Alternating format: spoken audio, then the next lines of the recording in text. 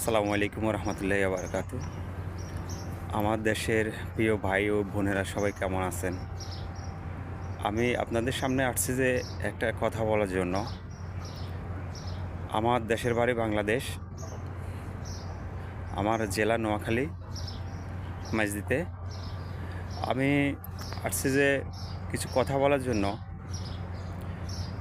আমরা প্রবাসী, আমরা যখন এয়ারপোর্টে ঢাকাতে যাই আমাদের অনেক ঝামেলা হয়, অনেক ঝামেলাতে আমরা পড়তে হয়।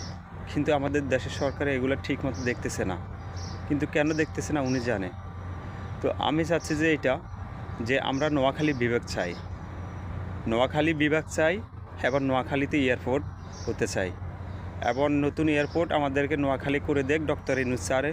ডক্টর ইউনূস স্যারের কাছে আমার একটাই দাবি, ডক্টর ইউনূস স্যার আপনাকে বলছি আমাদের নোয়াখালী বিভাগ চাই এবং যে আমরা নোয়াখালী আমাদের নতুন এয়ারপোর্ট করতে চাই। এবং আমরা প্রবাসী, যদি স্যার আপনি যদি না করেন তাহলে আমরা সকল প্রবাসী চাচ্ছি যে রেমিটেন্স বন্ধ করে দেওয়ার জন্য। কারণ আমরা নোয়াখালীতে অতিরিক্ত আমাদের প্রবাসীরা থাকে, আমাদের প্রবাসী ভাইয়েরা অতিরিক্ত থাকে এবং আমরা নোয়াখালী থেকে অনেক ঝামেলা করতে হয়, ঢাকা যাইতে হয়, চট্টগ্রাম যাইতে হয়, অনেক কিছু করতে হয়। যদি আমাদের নোয়াখালীতে হয় তাহলে আমাদের এত দৌড়াদৌড়ি করতে হয় না।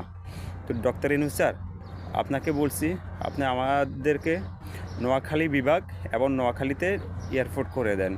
আপনার কাছে একটাই অনুরোধ রইল।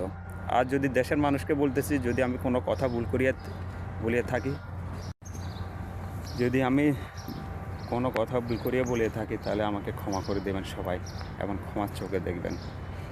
এই কথা বলে আমি বিদায় নিচ্ছি। আর সবাই আমার একটাই রিকোয়েস্ট আপনাদের কাছে, সবাই আমার ভিডিওটা বেশি বেশি করে শেয়ার করে দিবেন যেন ডক্টর ইউনূস স্যারের কাছে পর্যন্ত যাইতে পারে, ওনার নজরে যাইতে পারে। ঠিক আছে? আচ্ছা ঠিক আছে, ভালো থাকবেন। আমি শফিকুল ইসলাম মাহফুজ, ভালো থাকবেন। আসসালামু আলাইকুম রহমতুল্লাহি বারাকাতুহু।